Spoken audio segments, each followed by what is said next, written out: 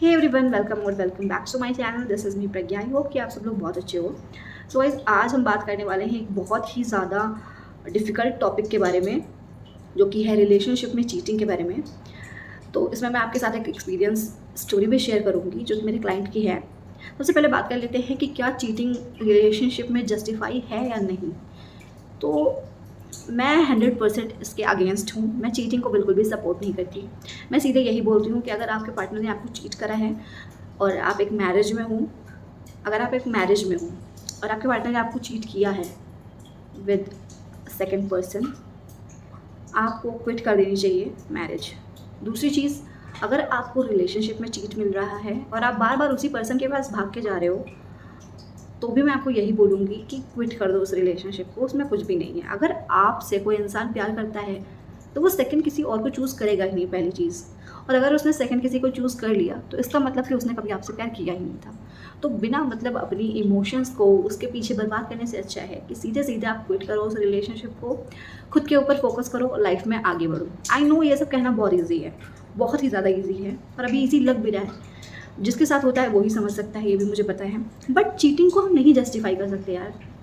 और marriage, relationship, ये कोई छोटी चीज़ें नहीं होती हैं कि आप किसी के साथ रिलेशनशिप में हो और आपने छोड़ दिया। अगर पार्टनर ने चीट भी करा तो क्या हो गया, चलो माफ़ कर लेते हैं, रह जाते हो उसके साथ। क्या गारंटी है वो दोबारा चीट नहीं करेगा?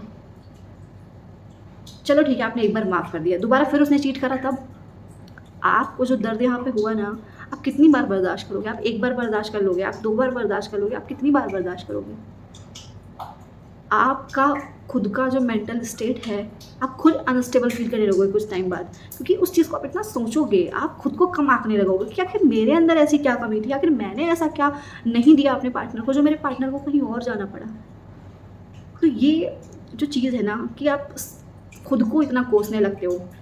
और यार, एक से एक बड़े-बड़े लोग, अभी हाल ही में एक हम लोगों ने देखा है, कोल्ड प्ले के कॉन्सर्ट में एक सीईओ थे, उन्होंने अपनी वाइफ़ को चीट करा। तो चीटिंग ऐसा नहीं है कि कोई छोटे पद पे है, बड़े पद पे है तो वो चीटिंग नहीं करेगा, ऐसा ऐसा तो कहीं है नहीं। तो चीटिंग तो कोई भी कर सकता है। रिलेशनशिप में चीटिंग तो बहुत ही नॉर्मल है, और आजकल तो मुझे लगता है 90% मैरिजेज़ में लोग चीट कर, ये बढ़ रहे हैं ना चीटिंग के। मुझे ऐसा लग रहा है कि लोगों के एक्स्ट्रा मैरिटल अफेयर बहुत बढ़ चुके हैं। लोगों के पास इतने ऑप्शन हैं कि अब उन्हें एक पार्टनर के साथ लॉयल होने का मन ही नहीं होता, क्योंकि जब आप देख रहे हो आपके सामने मिठाइयों की दुकान लगी हुई है, ठीक है, तो आप प्रॉपर उसमें से एक मिठाई कैसे चूज़ करोगे? या तो फिर आपकी कोई बहुत फेवरेट मिठाई हो, पर उसको भी आप कितना खाओगे? अब यहाँ पे मैंने मिठाई के साथ रिलेशनशिप को इसलिए जोड़ा, क्योंकि डिफरेंशिएट, आप मिठाई को जैसे डिफरेंशिएट कर रहे हो, वैसे उसी टाइप की खुशी आपको रिलेशनशिप चेंज करके मिल रही है, इसलिए मैंने उसको मिठाई से जोड़ा। बाकी मेरी कोई ऐसी खुद की मंशा नहीं है कि मैं रिलेशनशिप को ऐसा बुरा बोलूँ। तो हम बात कर रहे थे लॉयल्टी की, एंड रिलेशनशिप में अगर चीट मिले तो क्या करना चाहिए, और एक्सपीरियंस भी मैं आपके साथ शेयर करने वाली हूँ। तो मेरा तो सिंपल सा फंडा ये है कि अगर कोई बंदा आपको चीट कर रहा है तो आपको उससे अलग हो जाना चाहिए। मैं मानती हूँ कई सारी लेडीज़ फाइनेंशियली इतनी ज़्यादा सिक्योर नहीं होती हैं, उनके लिए ये कदम उठाना आसान नहीं होता है। तो पहले आप खुद पे काम करो। जब आपको लगे कि हाँ, आप उस इंसान से अलग रह सकते हो, तब आप आगे का डिसीज़न ले सकते हो। बाकी मेंटली तो आपको वो चीज़ बियर करनी पड़ेगी, क्योंकि आप उसके साथ रहो या उससे अलग रहो, वो मेंटली तो आपको वो टॉर्चर उतना होना ही पड़ेगा। बट इस चीज़ में मैं आपको जो बोलूँगी कि पहले आप खुद के लिए कुछ अच्छा कर लो। आप उस पार्टनर के साथ रह रहे हो, लेकिन आपके अंदर कोई फीलिंग नहीं है, क्योंकि उसने आपको चीट कर दिया। नहीं लगता, बेसिकली फैमिली भी आपको यही बोलेगी कि मत करो, डाइवोर्स मत लो। बट मेरा ये कहना है कि आप ये सोचो कि आप उसके साथ रह पाओगे। अगर आपको लगता है कि हाँ, आप रह लोगे, तो ये आपके ऊपर है टोटली। अगर आपको ऐसा लगता है कि यार आप उसकी शक्ल भी नहीं देखना चाहते, तो पहले तो आप अपनी व्यवस्था करो कोई, ठीक है? अब फाइनेंशियली आप चाहे उससे मदद माँगो, क्योंकि अगर आपने शादी करी है, आपका 100% उसके ऊपर दायित्व है, गलती उसकी है, आपकी नहीं है। तो आप उसकी लायबिलिटी हो, आप उससे माँगो पैसे, बिल्कुल माँगो। आपको आपको हक है कि आप अपने बच्चों की कस्टडी के लिए, आप अपने लिए उससे माँगोगे, बिल्कुल माँगोगे। एंड ये बहुत ज़्यादा ऐसा हो जाता है कि लोग ये डाइवोर्स लेने जाते हैं, लोग अलग होने जाते हैं, लोगों के मन में इतनी खुन्नस हो जाती है, लोग बात नहीं करना चाहते। आप उस बंदे ने अगर आपको किसी भी तरीके से आपके साथ गलत करा, कोई आपके साथ चीटिंग करी, ठीक है, आप एक बार बात करके देखो। मैं ये नहीं बोल रही आप उसको माफ़ कर दो, आप बात करो। आपकी जो लाइबिलिटीज़ हैं आपके बच्चों को लेकर, आप खुद के लिए जो भी है, आप फाइनेंशियली उससे अपना हक तो लोगे ना। तो अपने हक की बात करने में कोई शर्म नहीं है, आप बिल्कुल अपने हक की बात करो। उसके बाद आप अपना डिसीजन ले सकते हो, आपको रहना है साथ में कि नहीं रहना। लेकिन अगर आप रिलेशनशिप में हो तब तो मैं डायरेक्ट यही बोलूँगी, आप क्विट करो, आगे बढ़ो, दैट्स इट। इसमें फिर आपको उसके पीछे भागने की कोई ज़रूरत नहीं, क्योंकि जो बंदा एक बार आपको चीट कर सकता है वो आपको दोबारा फिर चीट करेगा।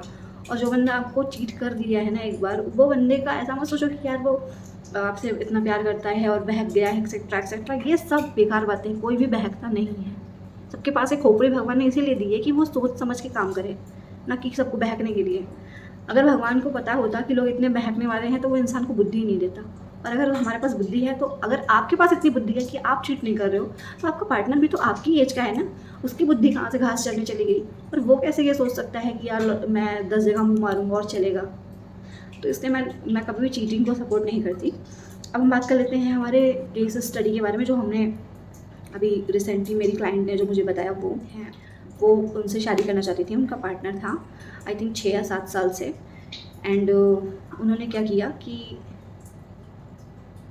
मेरी जो क्लाइंट हैं उनको यूज़ करा हर तरीके से, भाई फाइनेंशियली, मेंटली, इमोशनली, फिज़िकली, हर तरीके से 6-7 साल तक। और उसके बाद उनके जो पार्टनर हैं उन्होंने अपने पेरेंट्स की मर्ज़ी से शादी कर ली, शादी नहीं करी, इंगेजमेंट कर ली।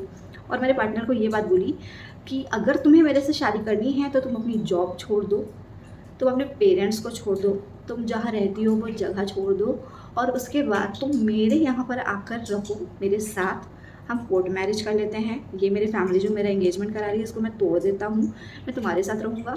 एंड इसके साथ साथ तुम्हें अपनी जॉब छोड़नी पड़ेगी, और तुम्हें अपने पेरेंट्स को छोड़ने पड़ेंगे, और तुम्हें अपना घर वर सब छोड़ के यहाँ आना पड़ेगा।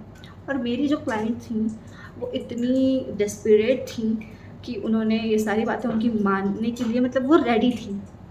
बट फिर उन्हें पता चला कि जो उनके पार्टनर जिसके लिए वो इतना ज़्यादा डेडिकेटेड हैं, वो पार्टनर अपनी जो फियोंसे हैं उनके साथ काफ़ी खुश हैं, उनसे बातचीत कर रहे हैं फ़ोन पे, और उनके फैमिली के साथ उनकी काफ़ी अच्छे रिश्ते हो गए हैं, आना जाना हो रहा है, फैमिली वाले गिफ्ट्स एक्सचेंज कर रहे हैं। कुल मिला के शादी का पूरा माहौल बन चुका है और वो भी खुश हैं।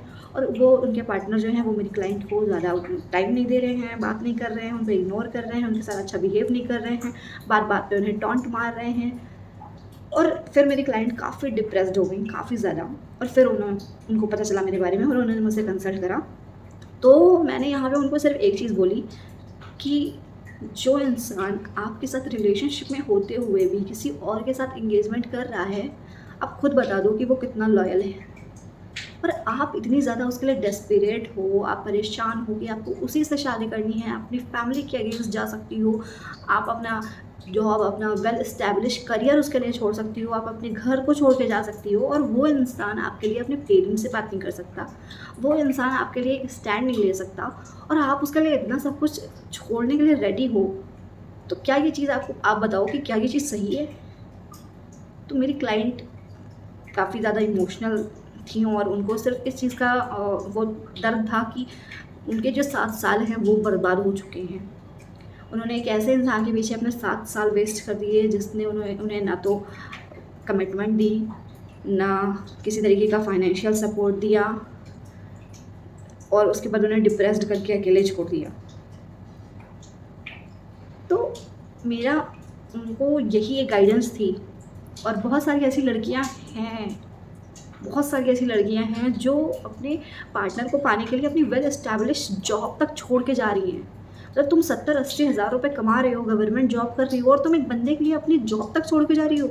वो बंदा जो तुम्हारे लिए स्टैंड तक नहीं ले सकता, जो तुम्हारे लिए कमिटमेंट तक तुम्हें नहीं देने को तैयार है, वो बंदा जो फैमिली वालों से तुम्हें इंट्रोड्यूस नहीं करा रहा, उस बंदे के लिए तुम अपना सब कुछ छोड़ के जाने को तैयार हो। ये कैसा प्यार है? ये तो सिर्फ वन साइडेड, एक तरीके से इसको हम बोलेंगे कि सिर्फ खून चूसना है। अब ये लड़का हो या लड़की, दोनों अगर ऐसा कर रहे हैं तो दोनों गलत है। बट यहाँ पे तो लड़का कर रहा था। मैं ये नहीं बोलूँगी सारे लोग गलत होते हैं, बट मेनली ऐसा लड़के क्यों करते हैं, इसके बारे में हम किसी और दिन बात करेंगे। फ़िलहाल मैंने जो अपने क्लाइंट को गाइडेंस दी वो ये थी कि अगर वो बंदा आपको कमिटमेंट नहीं दे रहा है और अगर वो ऐसा बोल रहा है, तो सबसे पहली चीज़, आप अपने जॉब से बिल्कुल भी कॉम्प्रोमाइज़ मत करिएगा। क्योंकि एक बार अगर उसने वो पहले से ही आपका बंदा जो है उसने किसी और कमिटमेंट दे दी, उसने एंगेजमेंट कर ली है। आप यहाँ से अपना सब कुछ छोड़ के जाओगे, इवन जॉब भी छोड़ के जाओगे, वेल एस्टेब्लिश जॉब है आपकी। वहाँ जाने के बाद पता नहीं वो आपसे शादी करे ना करे, पहली चीज़। दूसरी चीज़ क्या, उसकी फैमिली सपोर्ट करेगी। तीसरी चीज़, अगर वो अपनी फैमिली को चूज़ कर ले आपकी जगह पे, तो आप क्या करोगे? आप तो अपना सब कुछ छोड़ के चले जाओगे। आप तो ना इधर के रहोगे, ना उधर के रहोगे, ना घर के रहोगे, ना घाट के रहोगे। तो इससे अच्छा यही होगा कि आप जितना आपको बर्दाश्त करना था, जितना आपको यहाँ इस रिलेशनशिप में उस इंसान के साथ अपनी जितनी भी आपके साथ कर्मा थी वो आपने पे कर दिया। अब शायद यही आपके लिए अच्छा होगा कि आप उस इंसान को जाने दीजिए। आप अपने आप पे फोकस करिए। जो इंसान आपके लिए अच्छा होगा, भगवान जी ने जो इंसान आपके लिए चूज़ करा होगा वो आपकी लाइफ में ऑटोमेटिकली आ जाएगा। और मैं मानती हूँ कि आपके 7 साल बर्बाद हुए हैं, बट आपके 7 साल बर्बाद हुए हैं, आप ये देखिए कि आपकी पूरी ज़िंदगी बर्बाद नहीं हुई, आप बच गई उस इंसान से। अगर वो इंसान आपको अपने साथ लेकर जाता और फिर आपके साथ कुछ गलत हो जाता या फिर आप वहाँ जाके टॉर्चर होती, उससे तो लाख गुना अच्छा यही है कि फ़िलहाल आपको ये दिख गया कि उस बंदे ने आपको अपनी सच्चाई दिखा दी। तो इसलिए यही आपके लिए अच्छा होगा कि आप अपने ऊपर फोकस करिए, सेल्फ लव करिए एंड थोड़ा सा स्पिरिचुअल होइए, थोड़ा सा अपने ऊपर ध्यान दीजिए। और एक चीज़ जो मैं सारी लड़कियों को मैं बोलूँगी कि कभी भी अपने जॉब को किसी भी इंसान के लिए मत छोड़ना, किसी भी इंसान के लिए मत छोड़ना। चाहे वो तुम्हारा प्यार हो, चाहे वो तुम्हारी फैमिली हो, चाहे वो कोई भी हो, अपनी करियर को कभी भी किसी और के लिए मत छोड़ना। क्योंकि एट द एंड जो तुम्हें सबसे ज़्यादा सपोर्ट करेगा वो है तुम्हारा करियर, तुम्हारा पैसा, तुम्हारा खुद का कमाया पैसा। तुम 4 दिन किसी और के ऊपर डिपेंड होकर देख लो, तुम्हारी सच्चाई पता चल जाएगी। ना कोई किसी से प्यार करता है, ना कोई किसी का साथ देता है। तो यहाँ पे इस दुनिया में हमें ये चीज़ समझ आनी होगी कि हमें अपने पैरों पे खड़ा रहना बहुत ज़्यादा इंपॉर्टेंट है। और चीटिंग एक बहुत बड़ा क्राइम है मेरी नज़र में, सबकी नज़र में है। बट अभी एडल्ट्री को जैसा कि हमारे लॉ ने सही बता रखा है तो उस हिसाब से तो और ज़्यादा अफेयर्स बढ़ रहे हैं। बट मेरी नज़र में लॉयल्टी बहुत इंपॉर्टेंट होती है और चीटिंग सबसे बड़ा फ्रॉड होता है। तो अगर आप ऐसे किसी रिलेशनशिप में हो जिसमें आप ही एफर्ट्स मारे जा रहे हो, आप ही एकदम परेशान हो उस बंदे को पाने के लिए, तो प्लीज़ अपनी आंखें खोलो, जाग जाओ, उस रिलेशनशिप को अभी छोड़ो। अगर कोई भी बंदा आपको अपनी जॉब छोड़ने के लिए बोलता है तो उसको बोलो कि तुम जाओ भैया, हमारी जॉब प्यारी है। एंड कभी भी ऐसे कॉम्प्रोमाइज़ नहीं करना। अब इसमें कई सारी और भी चीज़ें हैं जो अगर मैं शेयर करने लगूँगी तो बहुत ज़्यादा लंबा हो जाएगा video. But at the end मैं सिर्फ आपसे इतना ही बोलूँगी कि यार, चीटिंग को जस्टिफाई नहीं कर सकते हैं। दूसरी चीज़, लड़कियों अपनी जॉब को सीरियसली लो, अपनी फाइनेंशियल इंडिपेंडेंस को सीरियसली लो।